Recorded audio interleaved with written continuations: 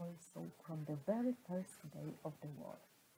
They help us to organize support for our patients, and this is very important because many of them have left for Poland, and our colleagues help them to receive treatment both in Poland and in other countries.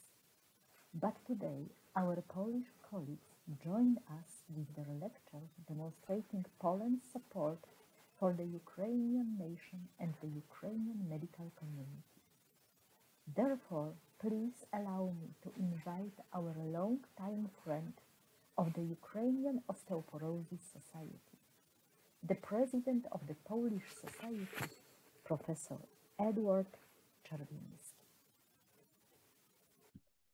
Ladies and gentlemen, first of all, let me express my appreciation for Professor Grigorieva that she was able to organize this conference in the state of real war where Soviets are bombarding Kiev and any time rocket can fall down and destroy just everything.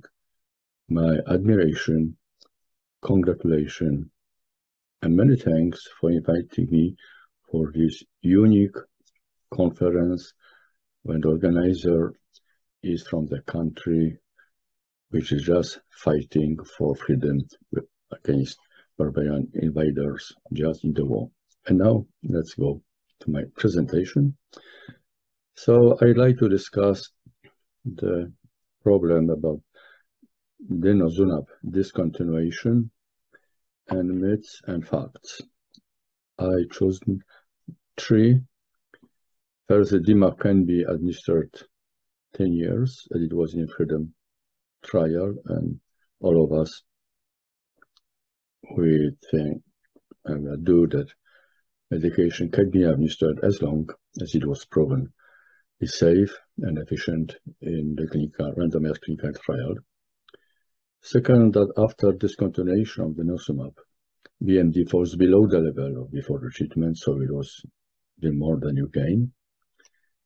And third, that the denosumab discontinuation causes increase of vertebral and non-vertebral fracture risk. And on the end, try to sum it up. We are just talking about the freedom trial, which in the core part was just 3 years, and they were placebo-controlled trial. And after that, it was extended up to 10 years. So we are mostly concentrated in the group who was under the treatment for 10 years. It was 2,343 patients. When we discontinue the denosumab and medication, first, when you achieve the Goldberg treatment, so end of the treatment. And the second, if there are increased risk of complications.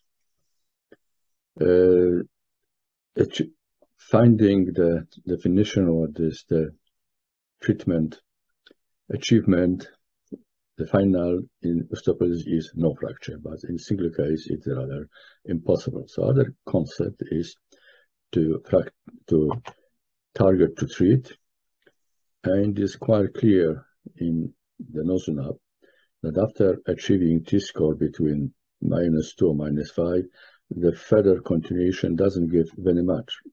So what to continue, and this relates to the all patients.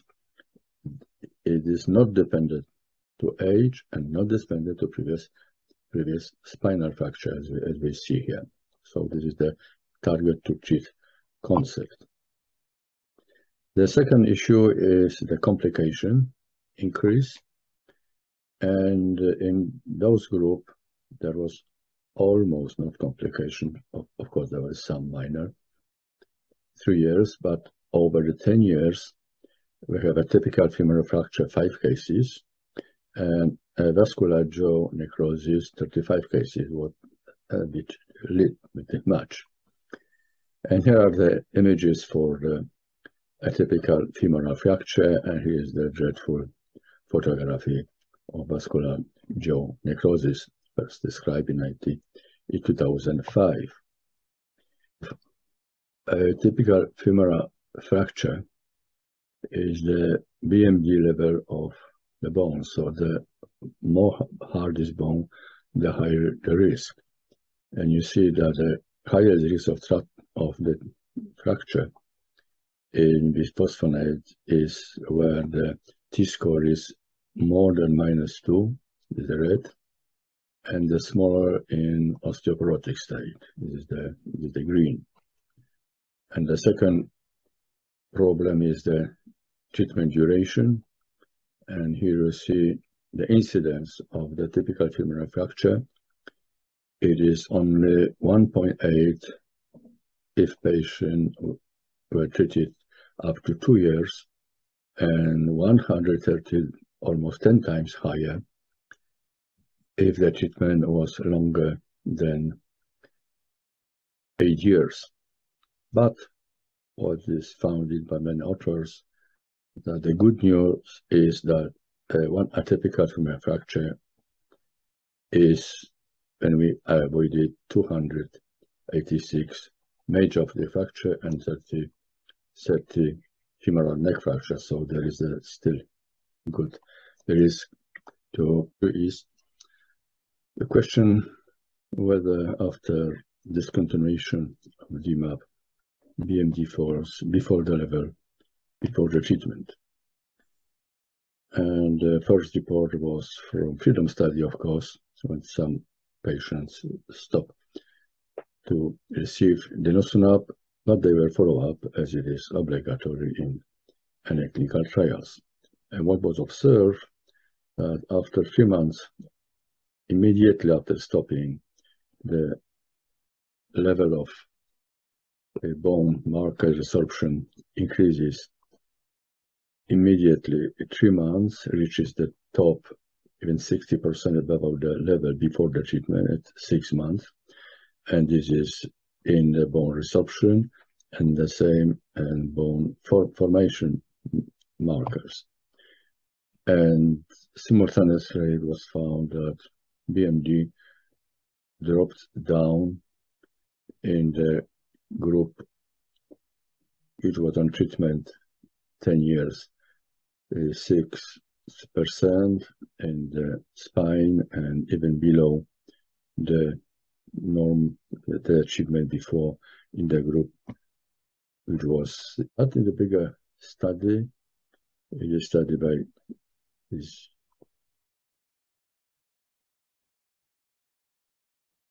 But in the bigger study on 20 women, there was stopping of the denosumab was due to achieving high BMD, and we said in the lumbar spine it was decreased, but not so much, and the same in the femoral neck, so it's above the level which was before the treatment.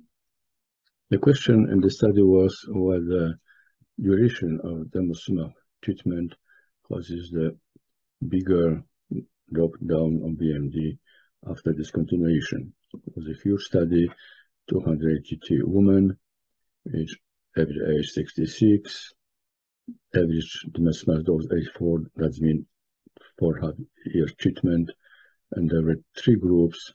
The groups which were treated 2.5 years, the black 5 years, the blue, and more 5 years is yellow, so the orange. And here we see that this is gains after therapy in lumbar spine, and this is the change after discontinuation.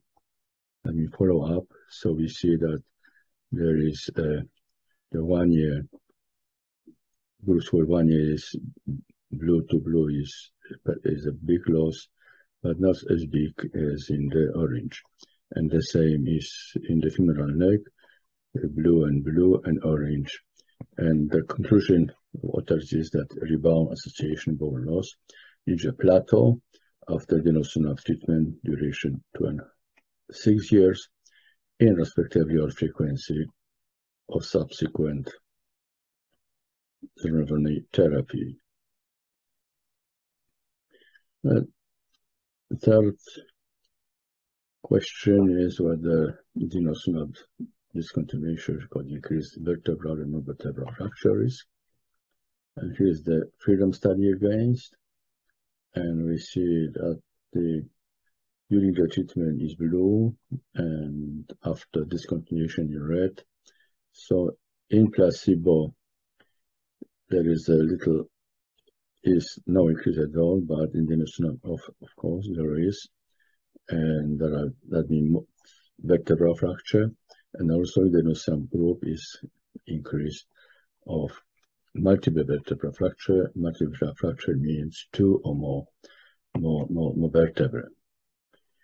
So at that time, there were many publications and alarm that the fracture are inevitable after denosumab discontinuation. So when a study occurs, I think the newest and the bigger one is by Professor Buchhardt. It is in Switzerland. 797 women, 3 years of denosumab treatment, discontinuation when the T-score was more than minus 2.5, and majority received zerodronate, 76%, some the others, and there was follow-up 2 years average. And here we see the vertebral fracture before in green, during the treatment in yellow and red is increased, but the lower than before the treatment. And non-vertebral fracture, this is during the treatment, this is after, so this is not a big increase, it's not significant, or smaller rather, I would think, no increase. But we come to summing up, and first of all, would like to present to you recent ECTS guidelines. So after the cessation of denosumab, they suggest to check bone marrow markers 3 months, 6 months, and 6 months is zerodronate, obligatory, or alendronate if this is not available. At 12 months, again, if the bone marrow marker are high, second dose of zerodronate should be considered, but we remember it's not proven that it works. And we do DEXA and BMD as well, and spinal morphometry. Just by the way, I'd like to warn you, do not allow cementless multiple or single fracture of the vertebrae. It is not longer advised by American Academy of Orthopedic Surgeons, Standard 2001. It's really not recommended. What I do in the situation in Poland when I have currently no zerodronate is available. So first of all, I inform honestly patient about the risk of fracture and check, of course, EGRF, which must be about 35. And I do ibarronate 2 doses every 3 months. What are my rationale? First is intravenous. That means 100% absorption, immediately high dose. Ibarronate is more biologically active than alendronate, zerodronate. In patients who were on denosumab, there were contraindication to oral medication, and at least ibarronate is available in Poland and is cheap. So the conclusion, first to remember that after the discontinuation of denosumab, there is rebound effect, and it gives very high rise of the bone marrow marker, 60% above the norm. I mean, untreated osteoporosis, and it causes the BMD decrease and fracture risk elevation. Question whether DMAP can be administered 10 years. It is myth. In some cases, maybe, but have to be very, very cautious about the increased risk of complication in patients who are longer than 5 years. Whether after discontinuation of DMAP falls below the level before the treatment, this is myth.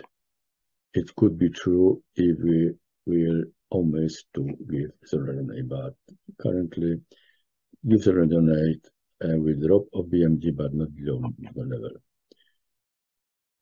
After the cessation of the no-SUNAP causes increase of vertebral fracture. This is unfortunately true, and especially 65% of patients have a multiple vertebral fracture.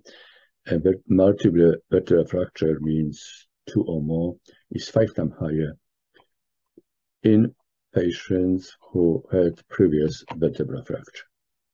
Current standard is, of course, order bisphosphonates, which reduce the decline of BMD and to reduce the fracture risk.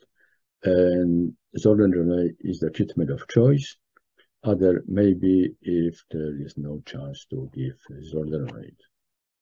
In Poland, when currently I just prescribe ibadronate 2 doses, constant doses after 6 months of not stopping.